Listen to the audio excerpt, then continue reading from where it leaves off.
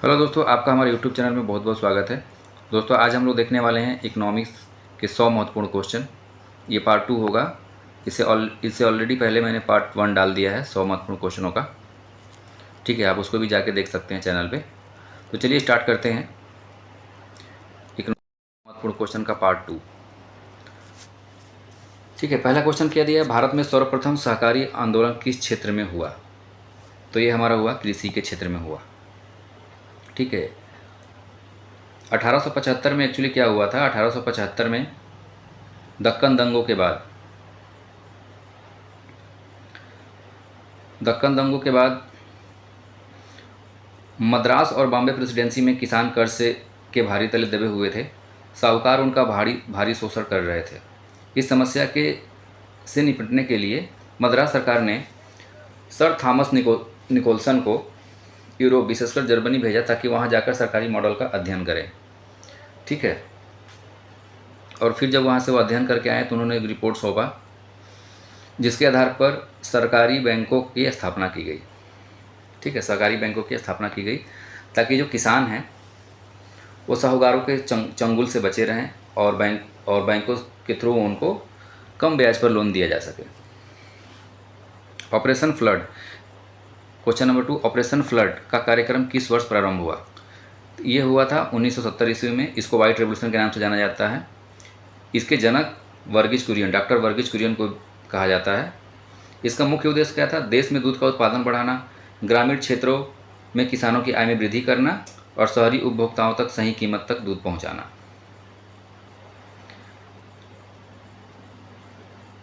चलिए अगला क्वेश्चन क्या है, भारत में हरित क्रांति का सर्वाधिक लाभ किस फसल को हुआ? तो हमारा वह चावल और गेहूं को हुआ।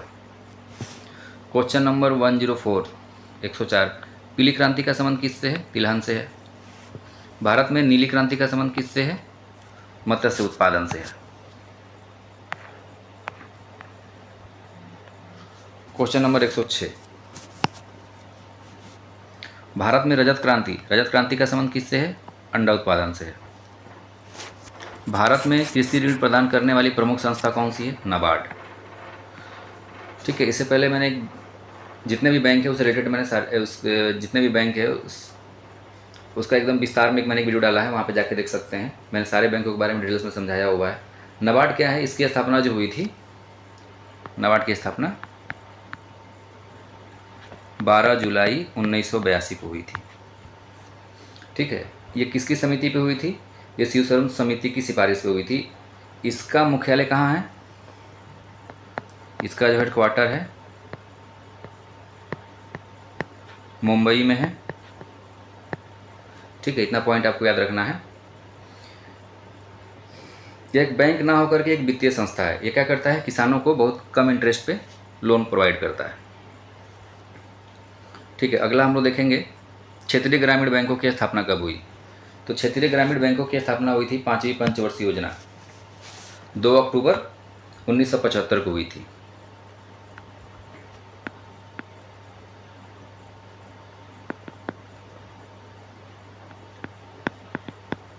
ठीक है, 5वीं पंचवर्षीय योजना याद रखना है इसको। इसका भी मुख्य उद्देश्य क्या है? ग्रामीण किसानों को सस्ता ऋण उपलब्ध कराना। ठीक है, इसका भी मुख्य उद्देश्य ग्रामीण किसानों को सस्ता ऋण उपलब्ध कराना। ठीक है, आरआरबी में टोटल, जैसे आरआरबी हमारा है रूरल रीजनल बैंक, इसमें क्या होता है? सेंट्रल गवर्नमेंट का 50% रहता है शेयर और 35% रहता है शेयर प्रमोशनल बैंक का और 15% शेयर रहता है हमारा स्टेट बैंक का। ठीक है, ये आपको याद रखना है। सबसे ज़्यादा आरआरबी कहाँ है? सबसे ज़्यादा आरआरबी यूपी में है। सबसे ज़्यादा आरआरबी हमारा यूपी में है, सबसे ज़्यादा है। गोवा एंड सिक्किम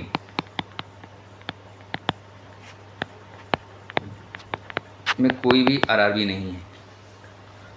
ठीक है, भारतीय स्टेट बैंक का गठन किस वर्ष हुआ? तो भारतीय स्टेट बैंक का गठन हुआ 1955 में। भारत का सबसे बड़ा विकास बैंक कौन सा है? तो भारत का सबसे बड़ा विकास बैंक है आईडीबीआई। चलते हैं नेक्स्ट क्वेश्चन की तरफ। क्वेश्चन नंबर 111, सिडबी का फुल फॉर्म क्या है? Small industry development bank of India. ठीक है, पहला small industry development bank of India, SIDBI.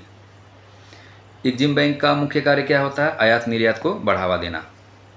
ठीक है, एग्जिम बैंक का काम होता है आयात निर्यात के लिए केंद्र सरकार को धन उपलब्ध कराना होता है। ठीक है, इसकी स्थापना कब हुई थी? इसकी स्थापना हुई थी एग्जिम बैंक की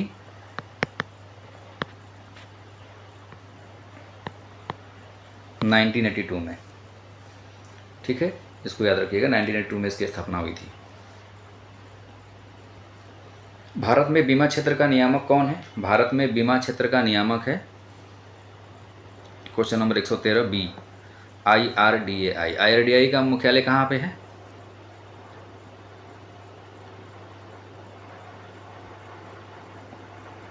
हैदराबाद में है। ठीक है, शेयर बाजार का प्रमुख सूचकांक BSE क्या कहलाता है?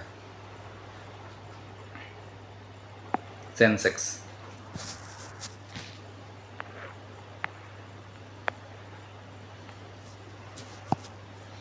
NSE का प्रमुख सूचकांक कौन सा होता है? 116, निफ्टी 50। ठीक है, भारत में प्रत्यक्ष निवेशी FDI का अर्थ क्या है? विदेश से सीधा निवेश, 117 का बी।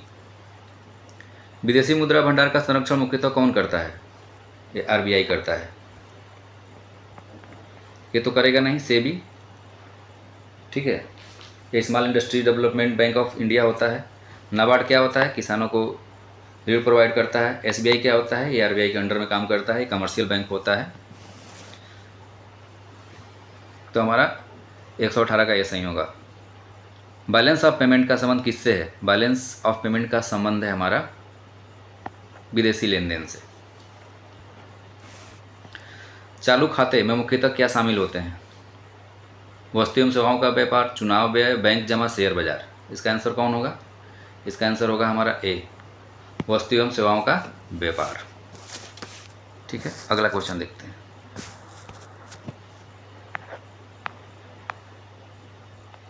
कैपिटल मार्केट का संबंध किससे है? कैपिटल मार्केट का संबंध किससे है? कैपिटल मार्केट का संबंध है दीर्घकालीन पूंजी एवं निवेश, बी सही होगा हमारा। मनी मार्केट का संबंध किससे है? तो मनी मार्केट का संबंध हमारा है दीर्घकालीन ऋण एवं निधि, अल्पकालीन ऋण एवं निधि। भारत में मुद्रा का डेसिमलाइजेशन कब हुआ? ये इंपॉर्टेंट क्वेश्चन है। भारत में मुद्रा का डेसिमलाइजेशन कब हुआ, यानी दशमलवीकरण कब हुआ? तो ये हुआ हमारा 1957 में। 1 रुपये में कितने पैसे होते हैं? 100 पैसे होते हैं। भारतीय अर्थव्यवस्था में सेवा क्षेत्र का सबसे उदाहरण कौन सा है? कृषि, IT एवं अन्य सेवाएं, खनन, वानिकी। ठीक है, कृषि तो प्राइमरी सेक्टर में आ जाएगा, ये भी प्राइमरी सेक्टर में आ जाएगा, ये भी प्राइमरी सेक्टर में आ जाएगा, ये भी होगा नहीं। सेवा क्षेत्र में हमारा कौन होगा? IT। ठीक है, यानी 125 का हमारा हो जाएगा बी।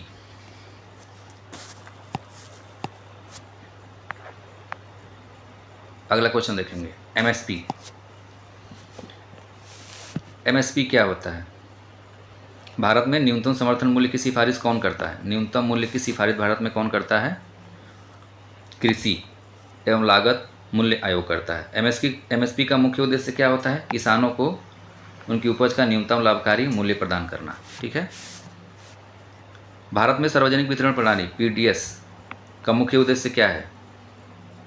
128 नंबर क्वेश्चन दिया हुआ है, भारत में सार्वजनिक वितरण प्रणाली PDS का मुख्य उद्देश्य क्या है? तो इसका हो जाएगा 128 का ए। ठीक है, सस्ती दरों पर आवश्यक वस्तुएं उपलब्ध कराना। भारतीय खाद्य निगम FCI की स्थापना कब हुई थी? 129 का ए, 1965 में। भारतीय खाद्य निगम FCI का कार्यालय कहाँ? FCI का मुख्य कार्य क्या है? 130 ए, खाद्यान्न की खरीद। भारतीय खाद्य निगम फूड कॉर्पोरेशन ऑफ इंडिया का मुख्य कार्य क्या है? खाद्यान्न की खरीद एवं भंडारण एवं वितरण। ठीक है,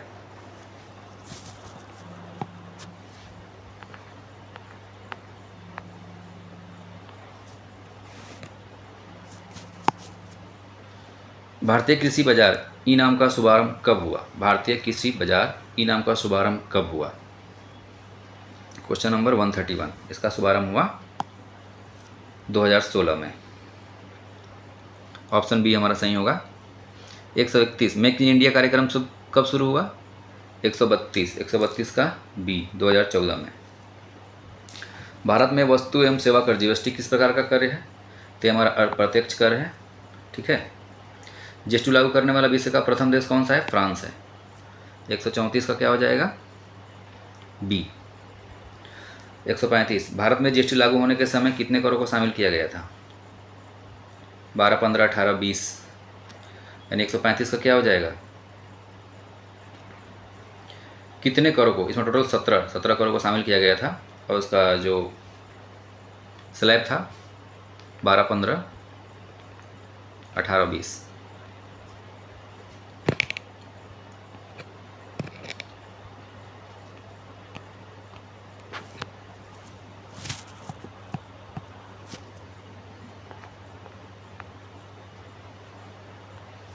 क्वेश्चन नंबर 136। भारत में सबसे बड़ा विदेशी मुद्रा अर्जक सेवा केंद्र कौन सा है? पर्यटन, बैंकिंग, बीमा एवं सूचना प्रौद्योगिकी कौन सा है? 136 का B IT, tertiary sector. Black money का अर्थ क्या है? वह आय जिस पर कर नहीं दिया जाता है। ठीक है, ये वो ब्लैक मनी होता है। विनिवेश का अर्थ क्या है? सरकारी कंपनियों में सरकारी हिस्सेदारी बेचना। बैंक राष्ट्रीयकरण, नई कंपनी खोलना, कर बढ़ाना, ये होगा नहीं, कर बढ़ाना होगा नहीं, नई कंपनी खोलना होगा नहीं, बैंक राष्ट्रीयकरण होगा नहीं, सरकारी कंपनियों में सरकारी हिस्सेदारी बेचना। ठीक है, ये होता है डी इन्वेस्टमेंट। यानी 138 का क्या हो जाएगा? ए। 139 भारत में विनिवेश विभाग मंत्रालय किसके अंतर्गत आता है? ये हमारा आ जाएगा 139 का बी, वित्त मंत्रालय के अंतर्गत आता है। बुल और बियर किससे संबंधित है? कृषि बाजार, शेयर बाजार, बीमा, बैंकिंग, ये हमारा हो जाएगा शेयर बाजार से।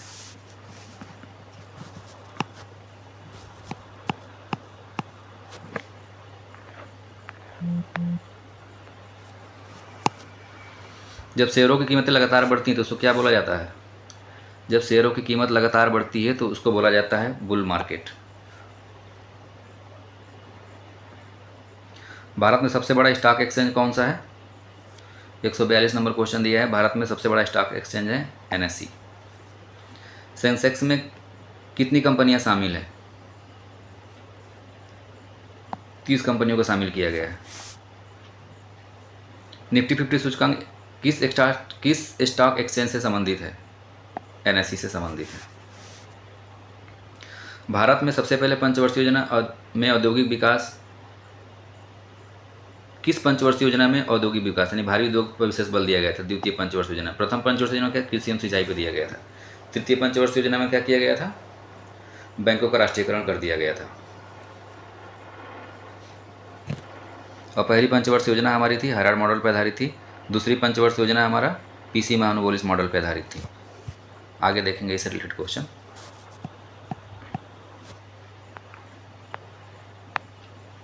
दूसरी पंचवर्षीय योजना किस मॉडल पर आधारित थी? दूसरी पंचवर्षीय मॉडल पर आधारित थी महानुवोलिस मॉडल पर। ठीक है। भारत में बेरोजगारी का वह प्रकार जो कृषि क्षेत्र में अधिक पाया जाता है क्या कहलाता है? किसी क्षेत्र में सबसे अधिक बेरोजगारी पाया जाता है वो कहलाता है प्रच्छन्न बेरोजगारी। इसको बोलते हैं हिडन अनएम्प्लॉयमेंट या अल्प बेरोजगारी भी इसको कहा जाता है। ठीक है, इसके ऊपर भी मैंने लेक्चर डाला हुआ है, आप जाके देख सकते हैं कितने प्रकार की बेरोजगारियाँ होती हैं, मैंने वहाँ डिटेल में बताया हुआ है। मानव पूंजी का निर्माण किससे संबंधित है? शिक्षा एवं स्वास्थ्य में निवेश। ठीक है, यानी 148 का क्या हो जाएगा हमारा? 148 का ए। भारत में पहला ग्रामीण आरआरबी किस वर्ष स्थापित हुई? तो ये हमारी स्थापित हुई थी 2 अक्टूबर 1975 को। अभी मैंने इससे पहले जो क्वेश्चन आरआरबी से रिलेटेड आया था उसमें मैंने डिस्कस किया था। ये स्थापित हुई थी पंचवर्षीय योजना के तहत। ठीक है। भारतीय अर्थव्यवस्था में समावेशी विकास का अर्थ है। समावेशी विकास का अर्थ क्या है? 150 समावेशी विकास का अर्थ है विकास का लाभ समाज के सभी वर्गों तक पहुंचाना। समावेशी मतलब सभी वर्गों तक पहुंचाना। ठीक है। भारत में आर्थिक नियोजन की अवधारणा किस पंचवर्षीय योजना के तहत की गई थी? आर्थिक नियोजन ठीक है। तो भारत में हमारी जो है 151 का हो जाएगा ए, प्रथम पंचवर्षीय योजना के तहत आर्थिक नियोजन अवधारणा। ठीक है। प्रथम पंचवर्षीय योजना किस मॉडल पर आधारित है? ये हमारी हराट मॉडल आधारित है। इसमें बेसिकली कृषि एवं सिंचाई पे बल दिया गया था। ठीक है। जिसके अंतर्गत देश में कई बड़े बांध बनाए गए, जैसे दामोदर, हीराकुंड बांध इत्यादि बनाए गए। ठीक है। किस पंचवर्षीय योजना को योजना अवकाश प्लान हॉलीडे कहा जाता है? ये 66 से 69। तीसरी पंचवर्ष योजना के बाद क्या हुआ था? युद्ध हो गया था भारत चाइना, भारत पाकिस्तान, और सूखा पड़ गया था। तो योजना को रोक करके ईयरली प्लान बनाया गया था इसमें 1966 से 1969 के बीच, जिसको प्लान हॉलीडे के नाम से जाना जाता है। ठीक है। इसमें पंचवर्ष योजना ना करके ईयरली प्लान इसमें बनाया गया। भारत में बैंकों का राष्ट्रीयकरण का मुख्य उद्देश्य क्या था? ग्रामीण क्षेत्रों में बैंकिंग सुधार का विस्तार, विदेशी व्यापार को बढ़ाना, ये होगा नहीं। कर संग्रह को बढ़ाना, शेयर बाजार, ये भी होगा नहीं। ग्रामीण क्षेत्रों में बैंकिंग सुविधाओं का विस्तार करना। ठीक है। 154 का क्या हो जाएगा हमारा? 154 का हमारा हो जाएगा ए। भारत में 14 बैंकों का राष्ट्रीयकरण हुआ किसके प्रधान? इंदिरा गांधी के कार्यकाल में हुआ। 156। भारत में मुद्रा का सबसे छोटा प्रचलित सिक्का कौन सा है? 50 पैसे है। अब ये चल नहीं रहा है। ठीक है। फिलहाल के लिए नहीं है, तो क्वेश्चन दिया उस हिसाब से आंसर क्या होगा? 50 पैसा। ठीक है। भारत में सिक्कों की ढलाई कहाँ होती है? भारत में सिक्कों की ढलाई होती है टकसाल। टोटल 5 टकसाल है जहाँ पर सिक्के बनाने वाली मशीन को टकसाल कहा जाता है। ठीक है। टोटल 5 टकसाल है, जिसमें सबसे पुराना वाला मुंबई है, सबसे मॉडर्न वाला क्या है, सबसे नया वाला नोएडा वाला है। ठीक है। टकसाल कितने हैं? टोटल 5 हैं। पहला हमारा कौन सा है? मुंबई। इसकी स्थापना कब हुई? 1830 में, ये सबसे पुराना है। दूसरा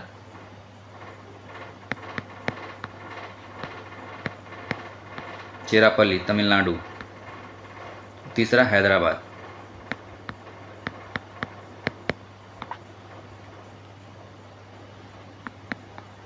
चौथा हो जाएगा हमारा कोलकाता, और 5वां नोएडा।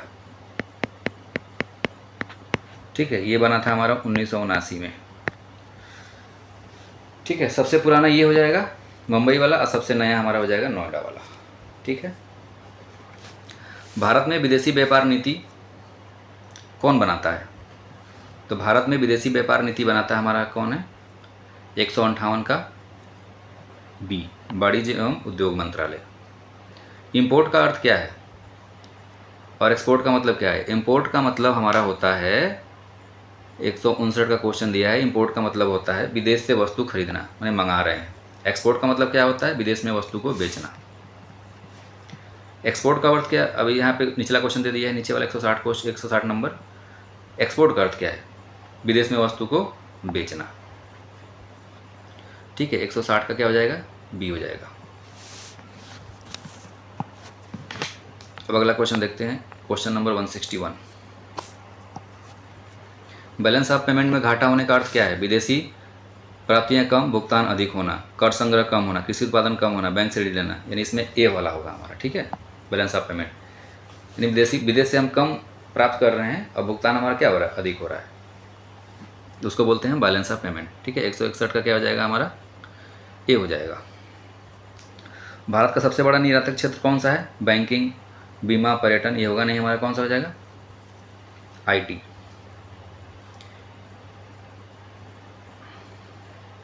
भारत का सबसे बड़ा निर्यातक सेवा क्षेत्र कौन सा होगा हमारा? सॉरी, इसमें ए होगा हमारा। ठीक है। बैंकिंग होगा हमारा।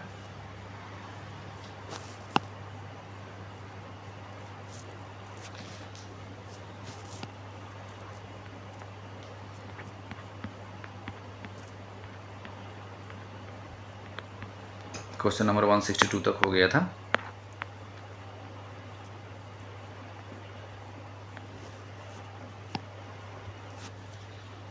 ये कौन सा होगा इसका? भारत का सबसे बड़ा निर्यातक कौन सा है? बैंकिंग है। क्वेश्चन नंबर 163, भारत में गरीबी का आकलन, इसमें कौन सा गरीबी का आकलन करता है? रंगराजन समिति। ठीक है। ये होगा नहीं, कोठारी समिति होगा नहीं, सरकारी आयोग होगा नहीं, मंडल आयोग होगा नहीं। रंगराजन समिति होता है और रमेश तेंदुलकर समिति, ठीक है, और BNN रथ फार्मूला, ये 3 लोगों ने किया था। रंगाजन समिति ने बताया था टोटल व्यय के आधारित इन्होंने गरीबी को आकलन किया था। इन्होंने बोला था कि शहरी क्षेत्र में अगर प्रतिदिन 47 रुपया खर्च नहीं कर पा रहे हैं तो मतलब क्या आप गरीब हैं, और ग्रामीण क्षेत्रों में आप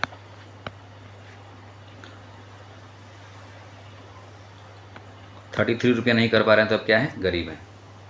ठीक है, और इससे रिलेटेड हमारा आ गया था इसमें रमेश तेंदुलकर समिति ने क्या बोला था। रमेश तेंदुलकर समिति जो है 2009 में आई थी। 2009 में इन्होंने कितना दिया था, इन्होंने शहरी क्षेत्र के लिए दिया था, सिटीज़ के लिए 33 RS प्रतिदिन। अगर आप व्यय नहीं कर पा रहे हैं तो आप गरीबी में आए, गरीब कहलाएंगे। और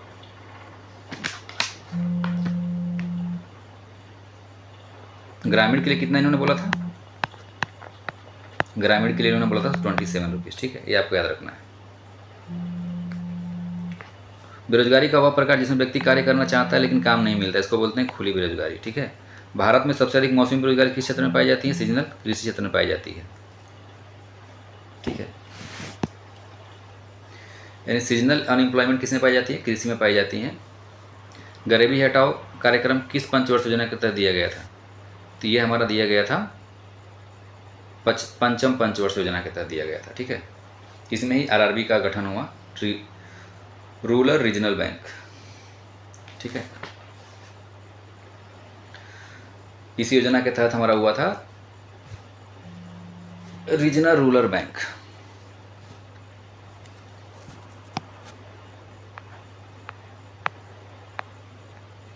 ग्रामीण रोजगार गारंटी योजना कब आया था, 167 नंबर क्वेश्चन दिया है। ग्रामीण रोजगार योजना कब आया था, 167 नंबर क्वेश्चन, ये 2005 में आया था।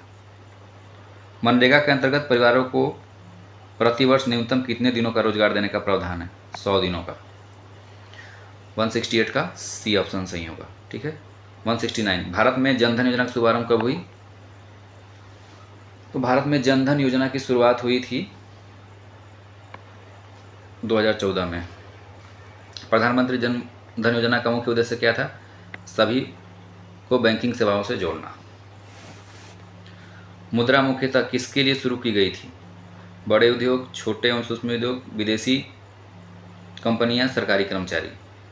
171 का हो जाएगा हमारा छोटे एवं सूक्ष्म उद्योग, मुद्रा योजना की शुरुआत की गई थी। ठीक है,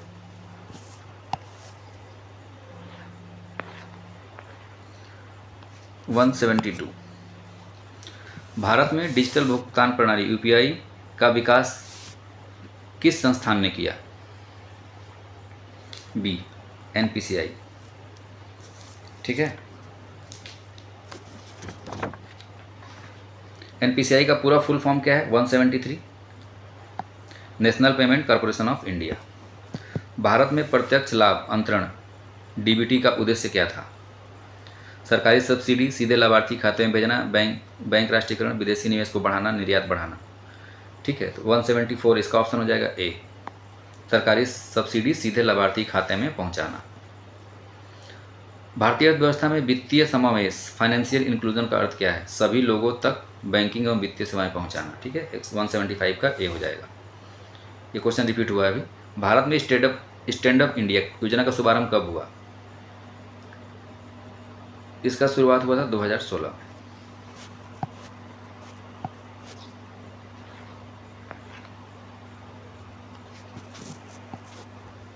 प्रधानमंत्री योजना PMMY की शुरुआत किस वर्ष हुई, 177, ये हुई थी 2015 में। मुद्रा योजना के अंतर्गत अधिकतम कितने रुपए तक का ऋण दिया जाता था, मुद्रा योजना के अंतर्गत अधिकतम जो लोन दिया जाता था वो 10 लाख तक का लोन दिया जाता था। मुद्रा योजना में शिशु श्रेणी के अंतर्गत अधिकतम कितना लोन दिया जाता था, 179, क्वेश्चन नंबर 179, 50,000 तक। भारत में डायरेक्ट टैक्स का सबसे बड़ा स्रोत कौन सा है, इनकम टैक्स, सीमा शुल्क, GST, उत्पाद शुल्क। इनकम टैक्स का मतलब डायरेक्ट टैक्स का सबसे बड़ा स्रोत, तो हमारा GST तो आ जाएगा, इनडायरेक्ट टैक्स। ठीक है, यानी हमारा कौन हो जाएगा इसका ऑप्शन, इनकम, इनकम हमारा हो जाएगा। ठीक है, डायरेक्ट टैक्स का सबसे बड़ा स्रोत इनकम टैक्स, ये हमारा आ जाएगा हमारा इनडायरेक्ट टैक्स में, ये आ जाएगा हमारा इनडायरेक्ट, इनडायरेक्ट टैक्स में। जीएसटी भी इसी में आ जाएगा, इनडायरेक्ट टैक्स में, और ये भी किस में आ जाएगा, इनडायरेक्ट टैक्स में आ जाएगा। ठीक है, निगम कर, कारपोरेट टैक्स किस पे लगाया जाता है, ये कंपनियों की आय पर लगाया जाता है। ठीक है, कारपोरेट टैक्स 181 का हो जाएगा बी। अब आ जाते हैं 182, कृषि आय पर कर लगाने का अधिकार किसके पास है, तो ये अधिकार प्राप्त है हमारा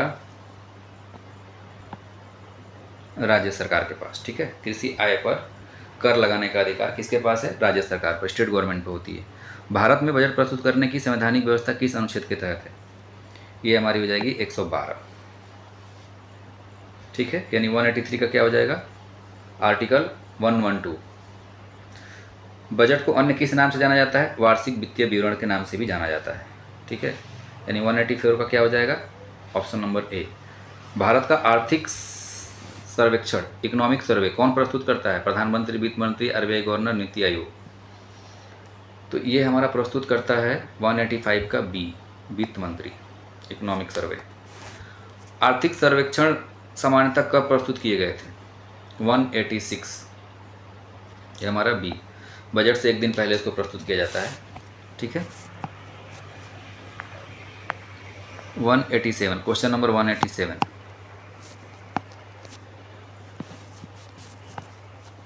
भारत में मुद्रास्फीति को मापने के लिए सामान्यतः किस सूचकांक का प्रयोग किया जाता है, WPI और CPI। अब निचला क्वेश्चन दिया है नीचे वाला, यहाँ पे CPI का पूरा नाम क्या है, कंज्यूमर प्राइस इंडेक्स, और WPI का पूरा नाम क्या है, होल प्राइस इंडेक्स। ठीक है, 190, औद्योगिक उत्पादन सूचकांक किससे संबंधित है, तो इसका नाम से पता चल जा रहा है सूचकांक किससे संबंधित है, हमारा औद्योगिक उत्पादन संबंधित है। ठीक है, यानी 190 क्या हो जाएगा, ऑप्शन बी। भारत में IIP यानी औद्योगिक उत्पादन का आधार वर्ष वर्तमान में क्या है, ये हमारा हो जाएगा 2011-12। अगला क्वेश्चन देखते हैं, भारत में राष्ट्रीय आय का आधार वर्ष, ये हमारा कब माना जाता है, राष्ट्रीय आय का आधार वर्ष हमारा माना जाता है 2011-12 ही माना जाता है। ठीक है, GDP का अर्थ क्या है, एक वर्ष में देश के भीतर उत्पादित अंतिम वस्तुओं का कुल मूल्य होता है। ठीक है, सरकारी आय होगा नहीं, कर संग्रह होगा नहीं, विदेशी व्यापार होगा नहीं। ठीक है, एक वर्ष में देश के भीतर उत्पादित अधिकतम वस्तुओं एवं सेवाओं का कुल मूल्य। ठीक है,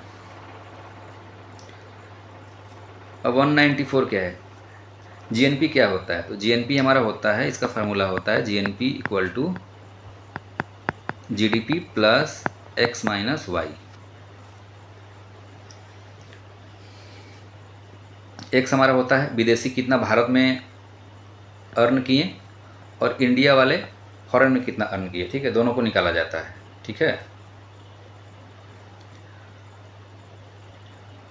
तो इसमें क्या होता है, GNP हमारा कब कम होगा, अगर मान लीजिए एक्स की वैल्यू ज़्यादा है वाई से। ठीक है, तो ये हमारा घाटा हो जाएगा।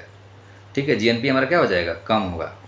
लेकिन अगर क्या हुआ हमारा X is less than Y, ठीक है, तो हमारा GNP क्या हो जाएगा, GNP हमारा क्या हो जाएगा, ग्रॉस नेशनल प्रोडक्ट हमारा क्या हो जाएगा, बढ़ जाएगा यहाँ पे। ठीक है, इसमें हमारा पॉजिटिव होता है और इसमें हमारा क्या होता है, निगेटिव होता है। इस वाले केस में क्या होता है, निगेटिव होता है। भारत में प्रति व्यक्ति आय ज्ञात करने का सूत्र क्या है, राष्ट्रीय आय डिवाइड बाई पॉपुलेशन। ठीक है, national income divide by population, total population कितनी है डिवाइड करने पे हमारा प्रति व्यक्ति आय निकल जाता है। ठीक है, जब किसी देश के निर्यात का मूल्य आयात से अधिक हो तो उसे क्या कहते हैं, जब किसी देश से इंपोर्ट का मूल्य जो है एक्सपोर्ट से ज़्यादा हो तो उसको क्या बोलते हैं, 196, उसको बोलते हैं व्यापार अधिशेष।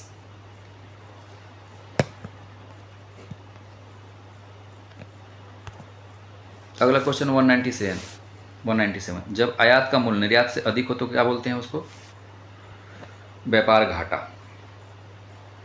उसको बोलते हैं व्यापार घाटा। ठीक है। भारत में विदेशी व्यापार का सबसे बड़ा भाग किस माध्यम से होता है? सड़क मार्ग, रेल मार्ग, समुद्री मार्ग, वायु मार्ग। ये हमारा होता है समुद्री मार्ग से। ठीक है। विदेशी व्यापार का सबसे बड़ा भाग समुद्री मार्ग से होता है। सड़क मार्ग से होगा नहीं, रेल मार्ग से होगा नहीं, वायु मार्ग से होगा नहीं, ये हमारा क्या होगा? समुद्री मार्ग से। इसमें ज़्यादा हम जैसे कि क्रूड ऑयल वगैरह मंगा लेते हैं। ठीक है। और बड़ी बड़ी चीज़ों का आयात निर्यात करते हैं। ठीक है। 199 क्वेश्चन क्या दिया हुआ है? भारत में मानव विकास सूचकांक SDI किन घटकों पर आधारित है? शिक्षा, स्वास्थ्य एवं आय पे। ठीक है। 199 का ए हो जाएगा। भारत की अर्थव्यवस्था में जनसांख्यिकी लाभांश डेमोग्राफिक डिविडेंड का अर्थ क्या है? कार्यशील आयु वर्ग की अधिक जनसंख्या का आर्थिक लाभ। ठीक है। तो यहाँ हमने 200 क्वेश्चन कंप्लीट करा दिए हैं। मिलते हैं नेक्स्ट वीडियो में पार्ट 3 में। वहाँ हम फिर से 100 इंपॉर्टेंट क्वेश्चन लेकर आएंगे। Thanks for watching this video.